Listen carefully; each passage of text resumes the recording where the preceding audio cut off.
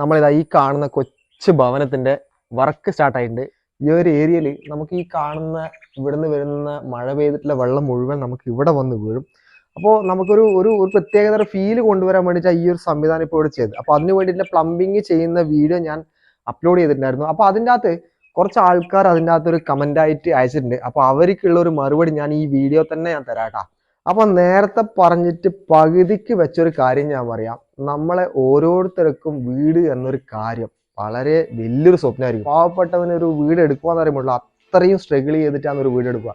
എല്ലാ സംവിധാനവും ഉപയോഗിച്ചിട്ടാണ് വീട് എടുക്കുക. പൈസ ഉണ്ടാവില്ല, കടമെടുക്കണം, പിന്നെ ലോണിന്റെ മുകളിലും സ്വർണം പണയം വെക്കണം, സകല സംവിധാനവും ചെയ്തിട്ടായിരിക്കും ഒരു വീട് എടുക്കുക. അപ്പോൾ ഞാനിത് പറയാനൊരു കാരണമുണ്ട്. നമ്മൾ ഈ കാണുന്ന ഷോർട്ട് വീഡിയോ ഇട്ടിട്ട് അതിന് ഒരുപാട് ആൾക്കാർ നെഗറ്റീവ് കമന്റും പോസിറ്റീവ് കമന്റും അയച്ചവരുണ്ട്.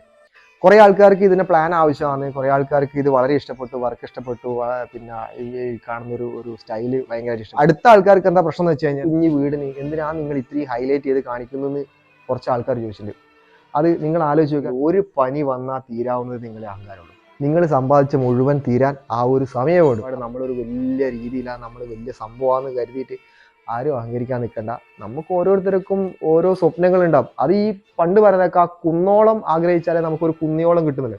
അതേപോലെ തന്നെയാണ് നമ്മളൊരു സ്വപ്ന ഭവനം നമ്മൾ ഉണ്ടാക്കി എടുക്കുമ്പോൾ നമുക്ക് അതിൻ്റെതായ ഒരു എക്സ്ട്രാ ഫീലിംഗ് ഉണ്ട്. അതേപോലെ നമുക്ക് കിട്ടുന്ന ഈ ക്ലയൻറ്റിൻ്റെ ഭാഗത്തുള്ളത് അവൻ എന്ന് പറഞ്ഞാൽ കൂടുതൽ സാധാരണ പണിയെടുത്തിട്ട് ജീവിച്ചിട്ട് ആ ഒരു രീതി നമ്മൾ പൈസ എല്ലാം കുറേശ്ശെ സേവ് ചെയ്ത് വെച്ച് അതിൻ്റെ അകത്തുനിന്ന് ഒരു സ്വരൂപിച്ച പൈസയാണ് എടുത്തിട്ടാണ് ഈ കാണുന്ന വീട് ഇത്രയും ഈ രീതിയിൽ ഈ കണ്ടീഷനിൽ ചെയ്തു വെച്ചത്.